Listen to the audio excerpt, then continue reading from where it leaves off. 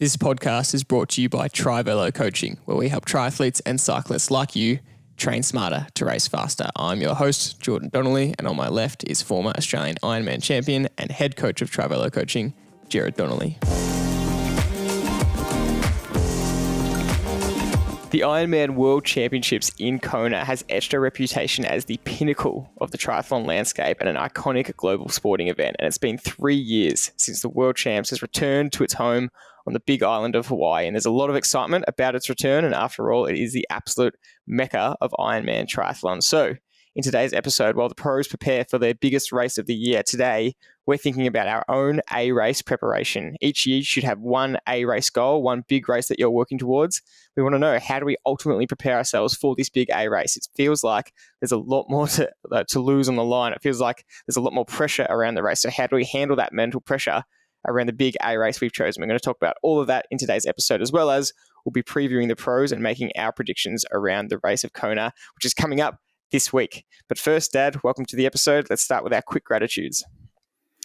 Okay, I don't know about quick gratitudes, but mine always seems to be very well drawn out. I'll take out the word quick. You can be as long as you want with your gratitude. Just recently, in fact, last weekend, we had the World UCI Road Time Trial Championships in Australia in Wollongong, and my gratitude is the fact that it finally came back to our shores. Unfortunately, things didn't work out that I could actually go and watch. I went to Geelong back in 2010. I think it was the last time it was here. And that was a great day to see the pros up close. If you haven't been to Europe to watch any of the tours, it's incredible to see them. And the course selection at Wollongong, I've got to say, was unbelievably good to get the right result. It was really fair for all the riders to if you're a one-day classic or if you've got hill ability, if you've got threshold riding, it really enabled you to show your ability and your fitness. And I think it was really good. A great course for spectators because they did some laps and you could place yourself on the course anywhere you liked, and there was lots of screens around, so you could watch them live. And then, when you're waiting for them to come back around the hill that you might have been positioned on, you could go back and see them on the screen. So it was really well done, I thought, and we got two great champions in the male and female road race out of it, and we've got really two gun riders who will wear the rainbow jersey really well for the next year. And that's what I always like to see. And it's been like that for a long time now. Even going back from Alaphilippe to Sagan, they've really ridden the jersey properly. And I'm really grateful for the fact that we have a World Championships and we have this tradition of riding a rainbow jersey for the rest of the year. It's brilliant. It stands out in the peloton. It's respected. And, Alaphilippe, it was amazing seeing him ride the welter for Remco Evenepoel, who now is the world champion. He was on the front doing turns day in, day out. The world champion riding for another rider. And, he really respected the jersey, and so did Sagan. And, those guys won multiple world championships, and who knows how many Remco can win, because that was a super performance. And the two contrasting ways in which the women's race was won and the men's race was won, Remco was just too good for everybody. Basically, the best rider won in the men's race. In the women's race, the smartest rider won. And I love the contrast of how two world championship events were won in different circumstances. And it was a great day. So I'm really grateful that it occurred, and it occurred on Australian shores.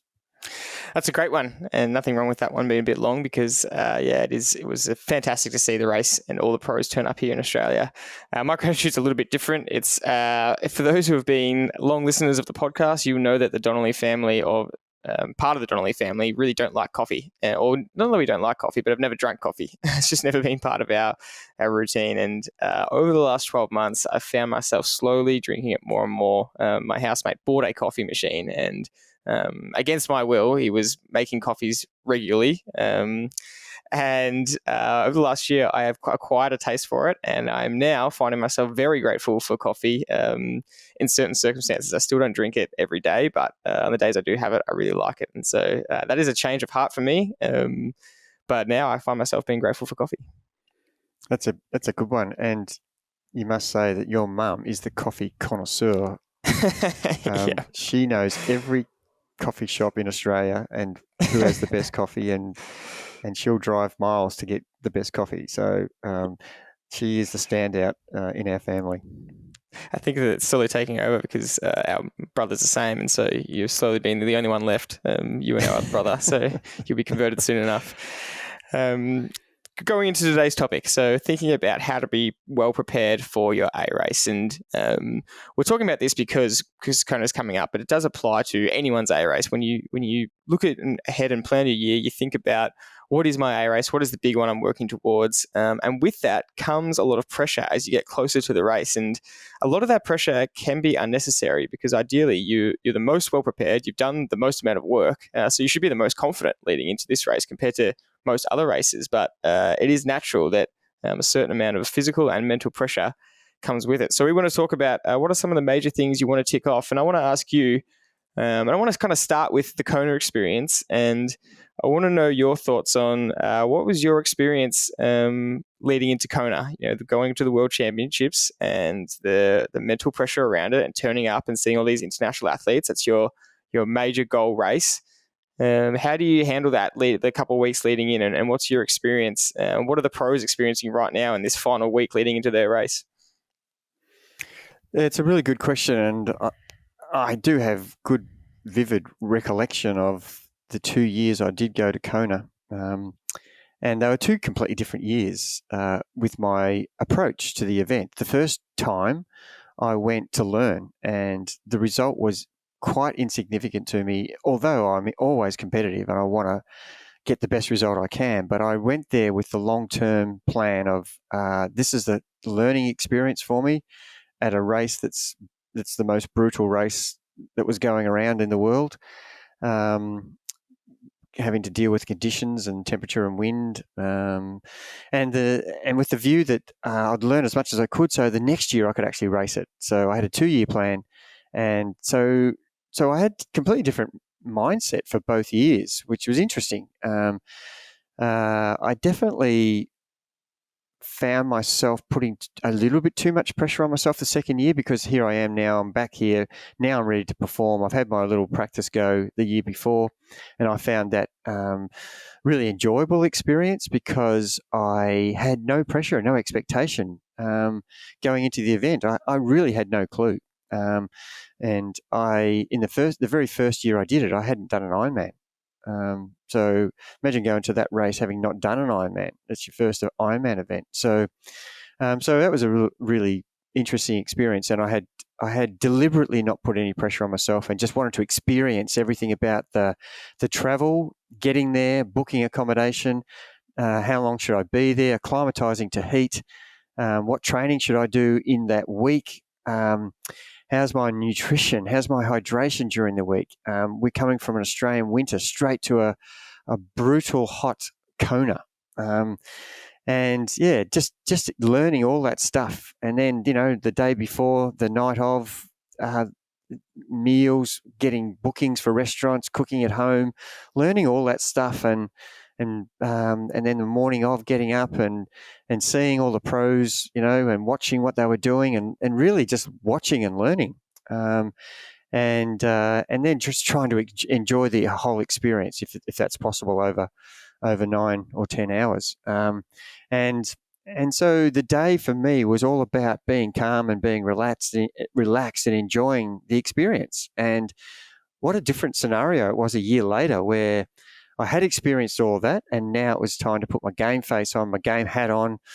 And I found that I learnt quite a bit post the second year, because I should have had the similar attitude that I had the first year into the second year, where I should have been focusing on the processes and enjoyment rather than I'm here to race and I'm here to perform. And I think that's a really good lesson to be learnt. And it doesn't matter whether you're preparing for the New York Marathon coming up, or the half marathon in Melbourne this weekend, or whatever event it is that you're doing. The national time trial championships that the world elite riders just went through, or the road race, or Kona. It doesn't matter. You have to have a mindset that, from what I experienced myself, and I used that post second year at Kona for all the other events that I did, was to absolutely stop worrying about the result. I am determined to get the best result I can,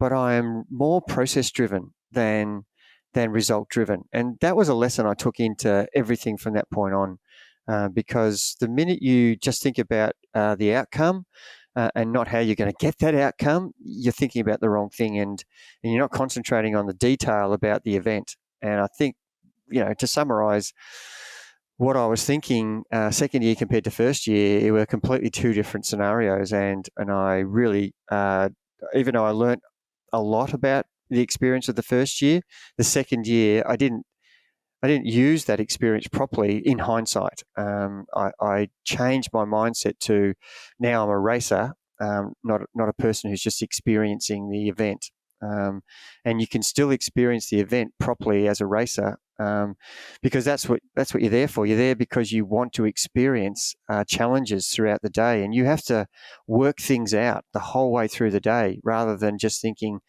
I have to get to the end of this swim in this time. I have to get to the end of the bike ride in this time. I have to run at this pace, and get to the end. Well, that's all good and proper, but if you don't actually think about how you're going to swim properly, how you're going to ride the event, where is the wind, where is the hill, where's the easy part, where's the hard part, how's your nutrition going? They're all the things that allow you to get the result, rather than you just concentrating on, I've got to ride hard, I've got to swim hard, I've got to run hard. And they're all important, but it's really how you're going to achieve that, how you're going to break that down. And I think that was a big lesson for me, even though I performed well, and the result was nearly as good as I could get. But I definitely, if I had a different mindset, I wouldn't have had so much pressure on myself. I didn't enjoy it as much, and I felt like, it was such a relief to finish the damn thing. Rather than, how much fun is this when I was finishing? Yeah, we've spoken a bit about this notion of it's this paradox of treating it like your A race, and it's your time to really give your best crack, but also treating it as just a training session and just another chance to execute what you want to put in practice. It's so fascinating to me that you went to Kona of all places to debut at that distance, and that's still happening now.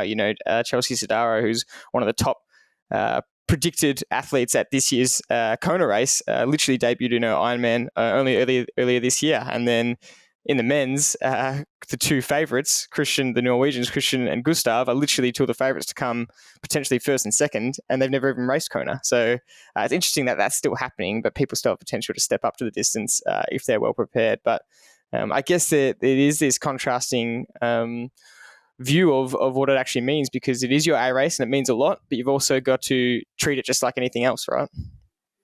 Yeah, and it's a really good point. I've said to many athletes going into their A race, and sometimes you can have a couple of A races if you're racing shorter distances in a year. The one thing that I want to emphasize is that you should not make it like it's the end of the world race. It's got to be just another day where you've actually got volunteers helping you on a big training day. And that sounds a little bit flippant, doesn't it? You're almost downgrading the event. Well, you're doing that for a reason. You're downgrading it to not make it the be all and end all of your career, of your life. And that is going to put so much pressure on you. Some people will be okay with that, but I guarantee it's a small percentage.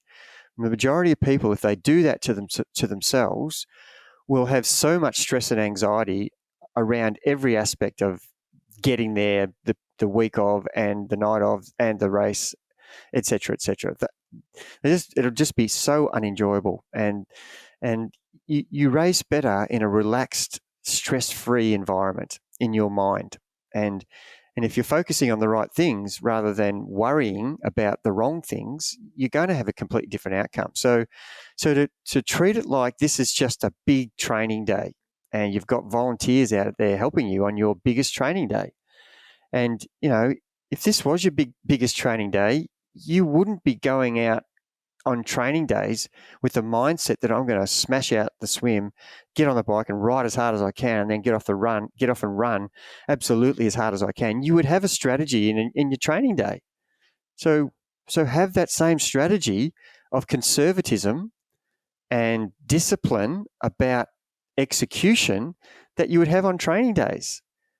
Don't change that strategy. So that's the big key thing that I would be telling my athletes pre their A event. I don't care whether it's a marathon or a road race or a time trial or an Ironman, and particularly one in Kona, where it's extreme. You don't have these conditions in hardly any other event around the world in triathlon. It's extreme.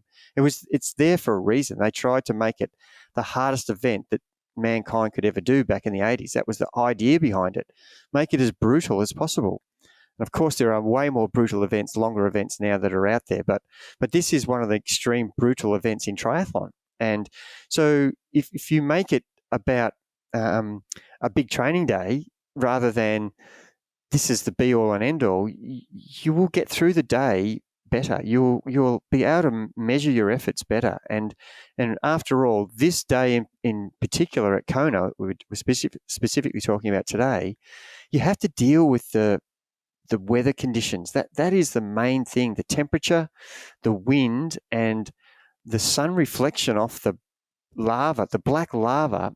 The sun hits it and bounces back into your face, and you just can't escape it. It's just 34 degrees the whole day, and you've got sometimes 50, 60 kilometre an hour winds depending on what time of the day it is, and then you've just got these areas on the run where there's no wind, and you've just got the sun beating down in the lava fields back at your body, and you can't cool your body down enough. It's so distressing for your body that you can't run normally, and so you've got to take all those things into consideration when you're thinking about how you're going to execute this day. And if you go there with a mindset that in every other event that I've ever done, my power number is 250 watts, and that's what I'm going to ride, and my average run pace is 5 minutes 30, that's what I'm going to run, you will be extremely disappointed. You need to not have that focus so much, whereas we would have that focus a lot in events where we're in control of the temperature and the event. You still have to make decisions based on where you are on the course, just like you would in any normal event. But the actual temperature and the heat of the day will affect you. And for anybody who have done races, and I remember the guys who just went to the recent Haute Route in France. Two guys we coached, did both the Pyrenees and the Haute Route. The Haute Route, Pyrenees and the Alps. I'll get that right. And the temperature on a lot of the days was 36 to 40 degrees. And, we'd worked out that they could ride some of those hour climbs, hour and a half climbs, 2 hour climbs at around 75 to 85% of their FTP, as long as your heart rate stayed in a certain zone. But the minute your heart rate goes outside that zone, you have to drop your power back to 70% or 65% because you can't ride at threshold power heart rate in temperatures of 40 degrees for more than 10, 15 minutes. And then some of these climbs were an hour and a half. So the strategy had to change dramatically. And this is the same at Kona. If you're expecting to ride 250 watts and that gives you a heart rate in the 80% range of your max, then all of a sudden you find 250 watts, you're at 95 heart rate percentage. So you have to drop your power back to 230, 220 watts to stay in your heart rate zone that you want to stay in. So the temperature in events like this will affect your power and will affect your overall time. So that is the next point that I want to make is if you can match your previous Ironman times from all the other Ironmans you've done that aren't at Kona you've had an unbelievably outstanding result. If you can get close, your Kona Ironman time compared to your other ones around the world, if you get that even within 10 or 15 minutes, you've had an outstanding day. The majority of people are going to be 10 or 15 or 20% slower at Kona than they are at any other event. So you have to have that understanding as well. Time is irrelevant. It's more about how you're going to navigate your feelings on race day, and time orientated for this day is going to cause you problems. I should be doing 5 hours for the bike on all the other rides I've ever done and every other Ironman. That's my time. But don't get off the bike and see 5:20 and go, this is a disaster. Don't think like that. Get off the bike and think, I'm pretty happy with that. I'm still feeling good. I'm in great shape to run. And, my run time could be a 3:30 in any other event. And if you can get to 3:45, 3 hours 45, you've had another good day where you've run the whole way. So don't think about your overall times in this event compared to the times you've done in other events. Think about how you're feeling, how you're coping throughout the day, because they're going to get you to the finish line in great shape rather than you swimming, riding and running to times. It's all easier said than done, isn't it? Trying to have this mindset, have this calm, collected mindset going into any A race, because whenever you turn up to a big race, whether it's a marathon, like you said, any major marathon around the world, whether it's any Ironman or 70.3, once you get to that location, there is a whole buzz around the event. There's an electric atmosphere, and the whole week leading up, you see a whole lot of fit people around training the house down. You're comparing yourself suddenly to what other people are doing on the day. You're comparing yourself. It's just so natural to take a look at what other bikes people have, or what equipment, or how flashy they look, how professional they look, and all these things just add these extra elements that you aren't expecting when you're trying to treat it like a quote unquote training day. So I guess we've spoken a little bit about that. We've spoken a lot on this podcast about key training sessions you had to have done leading into this taper period. We've spoken about the taper period itself in terms of what that looks like. So I want to know, what are the major things you want to tick off mentally and physically in the last couple of weeks that we haven't spoken about before, that are really important to just get you in the right frame of mind and get you prepared physically for this A race, which you're trying to treat as just another training day? Yeah, but I think the difference between your A race and any other races that you do throughout your year, and we've spoken about each year has some sort of goal, and you might have 2 A races with 6 B races and 15 C races. So your A race could be your second one for the year, or it could be just the one big one for the year. So the things you would do differently to the A race compared to other events is you would definitely taper longer than you would for other events. You would try to give yourself a couple of weeks at least, so you're not coming into your last week of race week with fatigue. So the second last week, in my opinion, is really important to have a reduction in volume, a reduction in your whole mindset of, I've got to train hard. You've got to think differently. This is not the week to train hard 2 weeks out. So for example, if you're going to go to a marathon or to an event like Kona, you need to be thinking, this is my A race, so I have to treat this differently to all the other races that I've been doing, where I train pretty hard up to a point because I'm still thinking about my A race down the track. It might be 12 weeks away. I've got a race that I'm doing as a B race. I'm going to train reasonably solid into the week leading into it. And then the week of the B race, I'm going to, probably drop the volume, reduce the fatigue a little bit, and just keep doing some short, high-intensity efforts. Whereas this A race, we want to do that 3 weeks out. So the last sort of weekend, which is 2 weekends before your main race, that's probably the last time you're going to do something decent with volume. And even then, it's quite reduced in volume. So you've picked your intensity up 4 to 5 weeks out, race-ready style training, very specific training that's really relative to what the race is going to look like in the swim, on the bike, and as a run. You've got to try and replicate those goal paces in training in that race ready phase, so that when you get 3 weeks out, you get to the start of the Monday 2 weeks out, you're really focused on getting rid of fatigue, getting rid of volume, and just trying to hone in on some easy sessions where you are only specifically looking at testing yourself over the swim, bike and run to see where you are currently at in terms of your fitness level. And those testing sessions will give you a huge amount of confidence because you've tapered for a few days. You're finding out what your swim pace is over whatever distance your A race is.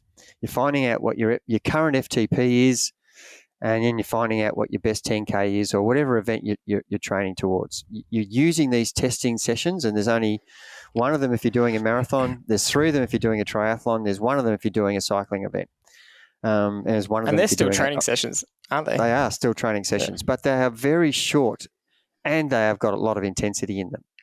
There's no volume in them. So we're trying to recover and get rid of fatigue early on that week, 2 weeks out we're talking, and we're trying to get ourselves ready for this little testing period to finally find out where we're at come our race week the following week. So we're shedding fatigue, doing it, possibly 1 high intensity session with low volume, and then we're getting to the week of race week where, we really should feel fresh, and we should feel our freshest on that Monday coming into race week. And this is not the time to rest. This is definitely not the time to rest. If you spend the whole week resting during the week leading into the race week, I think you'll find that your body will go to sleep. And come race day, you will be going, what the hell's wrong with me in the first part of the swim and the run and the ride? And you'll get your legs back, your breathing back, your conditioning back halfway through the race. But you don't want that to happen. You want to be sharp and ready at the start of the swim, at the start of the ride, at the start of the run, where you can implement your strategy from start to finish throughout all 3 legs. So what do we do during that week? We try to not do any volume. We try to not do anything in the heat of the day. We're not trying to acclimatize in that last week. It's too late. We need to spend the time early in the morning training, similar to the start time of your race. And if your race starts at 6 a.m. or 7 a.m. or 8 a.m., you need to get your body ready all the last 2 weeks. That's what I would be doing, getting myself ready and alert. So I go to bed early 2 weeks out. So I'm getting myself ready every morning to know that if I'm getting up at 4 a.m. on race day, I want to be getting up at, 6 a.m. 2 weeks out, 5:45, 5:30, 5:15 and 5 o'clock. Getting my body ready for that. Doing my training sessions in the cool of the day in that last week, especially if you're in Kona. Don't go out training in the middle of the day. That is just suicide. You are dehydrating yourself for no reason. You need to spend the time in the cooler part of the day where the sun isn't at its hottest, and you can get your session done and out of the way, and then the rest of the day can be whatever you've got planned. You need to plan the whole week. And you need to have at least 2 sessions on the bike that are really short and sharp, whether it's 2 by 5 minute efforts or 3 by 5 minute efforts with a little warm up, a little cool down, riding at your race pace or just above race pace on the bike, and a couple of 4 by 30 second efforts times 2 sets, a couple of days out. That's really helpful just to rev the legs, but reminding your body that you have to be ready for race day. As a runner, we won't really want to do any intensity running. We get that from the bike. In the pool, we can do some short, sharp sprints and some race-ready efforts that we're trying to just wake our body up because it's really fresh, but not doing any volume in those swim sessions. And even getting into the ocean and doing a couple of 200s, warm up for a 200, then 3 by 200 efforts that are at race pace with a couple of minutes in between. They're all things that you can do that are going to take you less than an hour. And so each session should be between 30 minutes and an hour and done early in the morning and get that out of the way. And it doesn't mean you're training multiple times, each day for 2 events. Just pick 1 session each day that you're going to do. Swim on Monday, ride on Tuesday, run on Wednesday, ride on Thursday, swim on Friday, little easy jog on Saturday, and your races on Sunday. But we're at Kona, the race is on Saturday, so it's a day earlier. And you These use are the things word, you need to plan. yeah.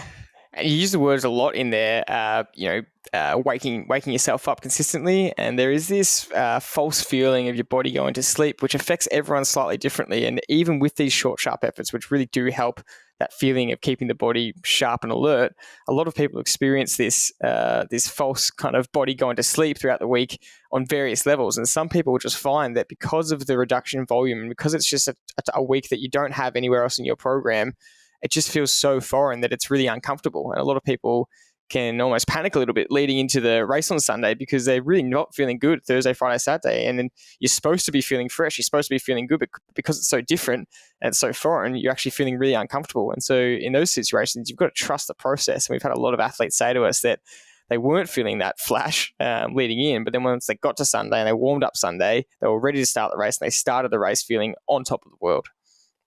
Yeah, it's a good point. And look, in your B races, you would have had experienced the taper phase anyway, not the week before, but you would have experienced that feeling already. So your body will get accustomed to that if you've done 2 or 3 B races along the journey, which you should have done. So it's not like it's brand new to you. It's something you have done in the past. And, if it's your very first A race where you've had 2 weeks preparation for it, then that is a fair point. But if you've done several A races over your journey in your career, your body should know that this is what's going to happen. And mentally, you can just get on with it. Don't let the worry and stress that you're creating in your own mind take over the fact that you're in a good position. You've trained well. You've prepared yourself unbelievably well. And start having the mental approach that I'm going to enjoy this period. I don't have to train very hard. I don't have to train long. How good is this? And it's good for me. Not only am I not training hard, it's actually good for me. And it's going to make me be the best I can be when I want to be the best. And so they're the things you should be thinking. This is good for me, and have that mindset that it's what I should be doing and not second guess yourself. Have confidence that this is correct. I know this works and I will be at my best when it counts. So, think about the mindset differently. And yes, what you said is true. These things will cross your mind, but put them out of your mind straight away. I personally find that when I do a taper to an A race, I don't feel good on the morning of the race until I've done my 3rd or 4th stride through. So we do 4 stride throughs pre-race. I generally don't feel good if I'm warming up on the bike or doing a jog warm up. I feel pretty sluggish doing warm up drills. But I know that now, and I know to expect that, and I know that the first couple of stride throughs will still feel a little bit dusty, and then the 3rd or 4th one is where I come good. And because I have that expectation from, like you're saying, experience, I know that that's coming. Whereas it could be a really scary or frightening feeling to wake up and try and do your warm up and just go, wow, I am not feeling good in this warm up. What's going to happen today? But when, like you said, if you've had that experience in B and C races, then you know what to expect from your own body. Yep, I totally agree with that. And look, one of the things we haven't really talked about is, having a race plan strategy written out. And we've talked about that in other podcasts before, but it's really important, whether you're 2 weeks out or 1 week out. I like to do it 2 weeks out, where if I'm preparing for a triathlon, I need to have the swim information about my equipment all sorted 2 weeks out, so that I'm not panicking in the last week trying to buy a set of goggles or my wetsuits just happens to not fit me anymore. I don't want to find that out 3 days out and I'm rushing around trying to purchase equipment. So 2 weeks out, I'm giving myself an opportunity to check that my goggles are fine. They're not leaking. I'm really happy with them. That my wetsuit is perfectly fitting me, and my race suit that I'm going to run and ride in is exactly what I want. And then I go through the bike, that my bike has been serviced. I've got new tires. My bike position is right. My shoes are functioning well. The cleats aren't old. All of my Garmin data is not malfunctioning. It's working. My batteries are all charging for my bike. So many things that the bike has to have operational that you need to really think about that. And as a runner, I don't come into it thinking that my shoes are on their last legs. I should have had my shoes already organised, coming into this period that I've got the right shoes to race in, and I'm confident that they won't give me blisters because they're brand new. They've been run in the last 2 or 3 or 4 weeks, and they're going to be perfect for race day.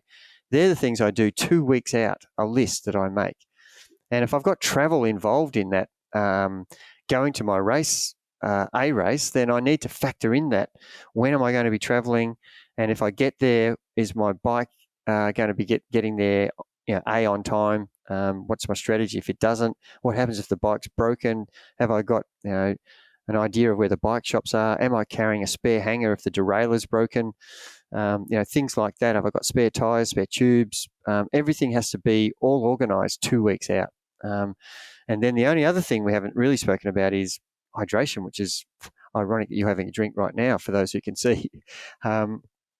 Nutrition and hydration needs to start well out from your actual a race day, and you don't want to cram yourself in 2 days before race day to get as much hydration and fuel into your body and end up 16 kilo over what you should be by the time you get to race day. You need to actually think about the hydration well out, and if you're going to a race that's got temperature as a key factor, you need to be getting enough sodium into your body well in the 2 weeks earlier than the race day last couple of days that most people just try and cram into it. So think about those things and keep your hydration levels high, keep your electrolyte levels high, keep your protein, your fats, and your carbohydrate levels all normal. Don't overeat, don't overconsume, don't overfuel, don't overdrink, but don't underdo it. Try to get that balance and make sure you're thinking about that each day. Have I got enough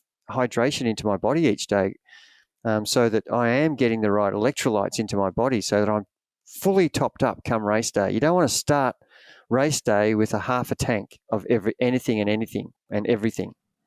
And that is really important. Especially in a new environment, especially if you're going to somewhere like Kona where the climate is so much warmer, you will have to be hydrating probably more than normal, especially. And if you get in there a couple of weeks out, that gives you that chance to adjust to that. And as you always say, nothing extreme, not overdoing it, but you will have to adjust somewhat to the climate you're going to. We're always interested in the psychology of athletes, and it's the same whether you are an age grouper or a pro. And Lionel Sanders actually just gave a great insight into one of his race ready sessions. He's done a couple of weeks out from the race, and he had to do 3 by 70-minute efforts on the bike at race pace, and then 3 times 25-minute run efforts off the bike at race pace. And in the video, it's really raw, and he basically just feels like absolute crap, and he's so frustrated in the session because he's hitting the numbers and his lactate levels are good, but he feels like crap, and he's going, I'm not trying to panic, but I don't know what's going on here. And as a coach, how do you manage this? Because you've been in this situation with athletes where you can start to panic a couple of weeks out, where even in what feels like a worst case scenario, you're not hitting the numbers, or you have some bad training sessions a couple of weeks out, and it really rocks your confidence a little bit leading into the race. Yeah, it was an interesting video to watch, and I felt like the coaches were doing a really good job with him, just trying to bring him back to this is one day, one session, and it's not an accumulation of the 70 sessions you've done getting to this day. And there will be days where you're really on fire and you're feeling great, and there will be days where you're not so good. And as you said, he was still hitting the targets, and yet it was his feelings that he was upset about, how he was feeling. He just felt rubbish, even though his lactate level was good and his bike power was good. He did feel average on the run and didn't feel like he should continue. But certainly the coaches were saying, just hang in there. It's just another day. And obviously other things are going on in his mind. And this is the one thing that I think I got out of it, was redirecting his mind to just concentrate on this is just a training session. And because he's putting so much pressure on himself about the outcome of this event, it means so much to him. He wants desperately to win this event. And so he wants every session to be like a winning feeling. And that's just not going to happen. And you need to have that mindset. This is one stepping stone in the journey to race day. Whether it's 3 weeks out, 2 weeks out, or 1 week out, it's still just a training session. And you may have good, bad, and average feelings from all that range on any given day. And you've just got to understand that that won't be how you'll feel when you've tapered and, given your body that reduction in fatigue and you're feeling fresh. He will feel like a completely different athlete on race day. The accumulation of fatigue that he's experiencing during this period is massive. He was in Kona in the temperature. He was not coping with the temperature. That was the main thing he wasn't coping with. He was really struggling. His body couldn't cool fast enough. And I think that panicked him. If I'm going to feel like this on race day, this is going to be terrible. I'm not going to be able to perform. And I think that's one of the things that was good about what he was doing, because he was experiencing a negative outcome and he was having to deal with it. And the coaches were great post that training session in the room. I really felt sorry for Lionel, because they were honing in on he was thinking about and talking about the wrong things. It was almost an intervention, wasn't it? There was 4 coaches sitting around. Yeah, and he was not going to. They were not going to let him get away with this negativity that he was trying to get across. And I thought it was brilliant. And so Lionel is our favourite guy. He's the guy we personally want to see win. And we love the Norwegians. And if they win as expected, if Christian wins or Gustav wins as potentially expected, then that'll be great. But we're absolutely rooting for Lionel. But he has admitted himself he has this fear around the heat. And he had a pretty poor performance in Dallas recently in the heat, which a lot of athletes did in preparation for Kona as well. And he really struggled, and that panicked him, and he almost pulled out of Kona because of it. And so now he's in Kona and he's training and he's not feeling good, and the heat has gotten to him a lot of times in the past in Kona. And so, there definitely is that admitted panic or fear, and we're really hoping that he can get through it and perform really well, because he's such a hard worker, and we've just loved his vulnerability in showing his journey so far, and we really want to see him do well. I loved the coach's approaches to him was, okay, if you don't feel good, let's go home. Let's not do it. And, taking that opposite tack is kind of good, because it brings it back into perspective. I'm not going to train my whole year and then, because I have one bad session, soak it up and then pack my bags and go home. That's a really good sort of method to use on someone who's really complaining, or you don't have to do this. You absolutely don't have to do it. And everybody's in that situation, whether you're an age grouper or an elite. You're the one wanting to do it. So change your thought process to, I'll be fine. Just trust the process. Just trust the process.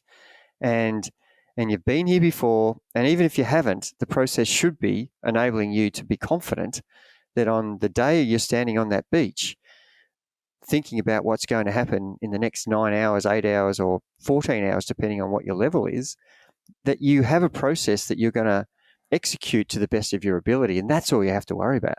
I remember an example. Oh, go. Yep, keep going. I was just going to say, I remember an example of everybody remembers the key athletes of the 80s, Scott Molina, Scott Tinley, Dave Scott, Mark Allen, Mike Pigg. There was so many really, Greg Stewart, Greg Welsh, some great athletes of that particular period. But one of the athletes, Scott Molina, who was not a lot of people even know who he is. He did win Kona. He won the Ironman. But he was a person who did not perform well in the heat. And he said that, he admitted that. After winning Kona, the first thing he said in the interview was, I'm quite shocked because I just don't perform well in the heat, and everything worked for me today. And that to me was an amazing statement. And I was listening to every word he said, because he won, and it was unexpected that he would win. And he performed unbelievably in the heat. And I just wanted Lionel to hear that here is another guy who was not giving himself any chance at Kona, and yet, because of his performances in the heat, and yet he came out and it all clicked for him on the day. Everything he did well, his nutrition, his hydration, his race strategy, his planning. He did the event his way and didn't worry about the big guys of Mark Allen and Dave Scott and Scott Tinley. He raced his own race that day, and that's the things he was saying. For the first time, I stopped racing other people's races and concentrated on my own execution, and look what the result was. I am good in the heat. It's just that I was racing everybody else's races that caused me to be poor in the heat. And I immediately, when I was watching Lionel Sanders' video, I was thinking of Scott Molina and how he actually hated racing in Kona and tried to avoid it many times, but really wanted to have a crack at it, and he ended up winning the thing. So hopefully that's what's going to happen with Lionel. Yeah, how do you trust the process when he's had a bit of a disastrous performance a few weeks ago? Yeah, well, I would go back and say, how did you go in Utah? That was pretty damn hot there. He performed really well. The only person to beat him was Christian. Everybody else was struggling in that heat. So he's picked on one event where he struggled, where he's been in many other races where it's been hot and he's coped. So again, you can be quite specific, can't you? I'll hone in on the one negative training session. I'll hone in on the one poor race. Yet I've had 7,000 great training sessions and I've had 200 great races there where it's been hot. And I just think, to come second at the 70.3 World Championships in Utah in those brutal conditions, that's what I would be looking at rather than what happened in Dallas. I just think he's concentrating on the wrong thing. That's a great answer. To finish off, we do want to look at the pro field and make some predictions and potential comments around things we notice with athletes. And we'll start with the women's field and a couple of key favourites. You can't go past Daniela Ryf, 5 times Ironman World Champion, 5 times 70.3 World Champion. She won St. George earlier this year. I think she's the clear favourite. Laura Philipp, the German who's had 15 70.3 victories, has been in great form but had to pull out of St. George. Would have been Daniela Ryf's probably biggest competition, but had to pull out of St. George earlier this year due to sickness. Otherwise in serious form, and a lot of people are picking her to go very well. The defending champ from Kona, last time it was in Kona, the German Anne Haug. And then the next sneaky potential favourite is Lucy Charles, who prior to her injury was in the form of her life, but she's come back from a serious hip fracture. She's had 3 second places at Kona. Never be shocked about what she can do, but she is most likely under-prepped for this race. She was not even planning to do it, but then her injury rehab has gone so well that her and her coaching team have decided to do it, so you can never count her out, but I can't imagine she could win it. But you look at her interviews, and if she's lining up on the start line, she expects that she could potentially win it. So I think that the clear favourite will win, Daniela Ryf. I don't know if you have any thoughts on the women's field, Dad. Yeah, I think it's interesting. I think just as a general statement, I just don't think you can go past people who've got the experience and the score on the board. But there is a lot of pressure with performance expectation from the outside world, the noise around. And that would be hard for the 5-time champion to continue to perform. And I think that's where Lucy Charles Barkley's got an advantage. She has got an incredible base, and we talk about that a lot. And when you get injured, the athletes with the biggest base come back quickly, and sometimes freshening up is a real advantage. And you can she has no pressure on herself from expectations, so she could race with a carefree attitude. I think that's a really good recipe for success. So don't be surprised if she actually wins. Is that your prediction? Well, I think that's if I was a betting man, I would definitely put money on. She could be 50-1. I'd be putting a fair bit of money on her, because you never know what's going to happen. It's not like she's not experienced at this. She is, and she's performed at the highest level time and time again. She's an outstanding athlete. And just because you've had an injury and you're coming back, and Jan would be in the same position. You couldn't go past him, even though he's been injured. He's not doing the event, but you wouldn't not back him because he's done it so many times. And she would, the fresh and no pressure, the freshness that you're not having a season of fatigue, you're coming into it super fresh, and no pressure of expectation for performance from the outside world is huge, in my opinion. And you've seen so many sports where the team or the athlete has got a carefree attitude of, what have I got to lose here? Nothing. So they perform unbelievably well. That's a really, really good point. Moving into the men's field, you can't go past the two Norwegians. Like we said, Christian and Gustav, the clear favourites. I really liked a little point that Gustav made. He was asked about the fact that they train together all the time and they're always together. And when they're competing for world championships, is that a problem? And he straight away said, look, they train a lot together, but they don't do everything together. Otherwise, the training will trend towards one person to advantage and bias one person. And so, yes, they train a lot together, but in key sessions, they're doing their own numbers and their own training and their own lactate levels. And that's a really, really important point to consider. Yeah, and when you think about the men's race, it is so wide open. I just think there is no favourite. I think everybody has a chance to win this event, and especially Kona.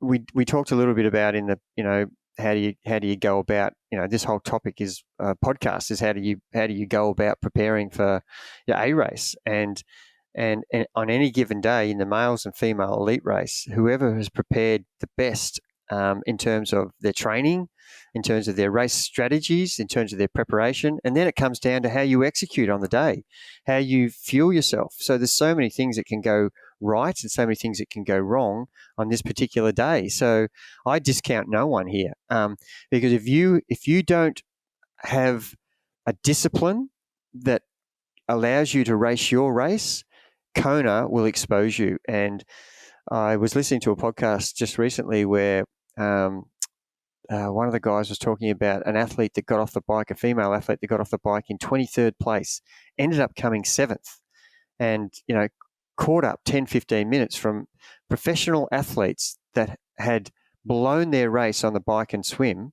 And after 5K in the run, were still running well, but 10 minutes later were almost walking and going to a pace that was unsustainable. And this is a race that will find you out. And if you get ahead of yourself here, you will find that you could end up 50th and walking as an elite. So anybody can win this, and it's the disciplined athlete, the one who controls himself throughout the day. The best will get the best outcome, no doubt. And Mark Allen had the same sentiment as you. He said that, yes, Christian and Gustav are unbelievable athletes, but they have not faced Kona yet, and it is a totally different beast. And so, like you're saying, that you just can't have them as clear favourites because it's a totally different race. And if they do end up winning, then good on them. They've proven their absolute worth at this race. But to debut and be clear favourite is a pretty big expectation. We've spoken about Lionel. I think he's both our favourite who we want to win, not necessarily that he is the favourite. Some other interesting ones, Braden Curry, I liked his prep. He went to Kona the earliest out of any pro. He was there 4 or 5 weeks ago, and he wanted to do a hard training block there before leading into the taper period. So that was interesting to see. Joe Skipper, who announced he was going to pull out of Kona because of the expenses, and he had some issues with accommodation. He's ended up arriving there, and he is racing. He's the only other athlete to go sub-7 with Christian. And there are only two previous winners in this race, and that's Patrick Lange and Sebastian Kienle.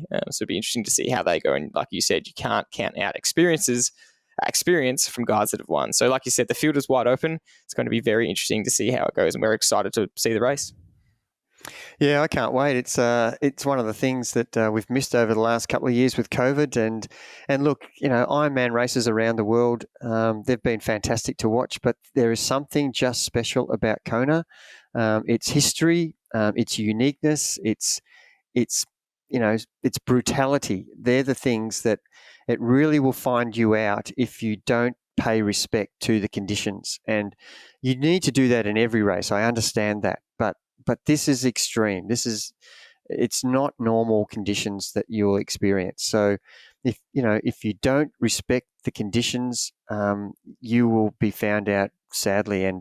And we've said this many times, if you don't fuel your body throughout the day, just like a car, if you don't put petrol in it, you will end up walking. This is going to be really more important because the body doesn't cope with this type of temperature that's relentless out on those lava fields, especially in the run. So I'm really hoping that everybody has a safe and great race, but more so that the best athlete will prevail. And the best athlete doesn't mean the fastest. It's the one who has got the smartest plan and they execute the best. That's the person who will prevail on this day. And that's what's good about Kona, I think. That's a great way to finish. That's it for this episode. Thank you very much for listening as always, and we'll see you in the next one.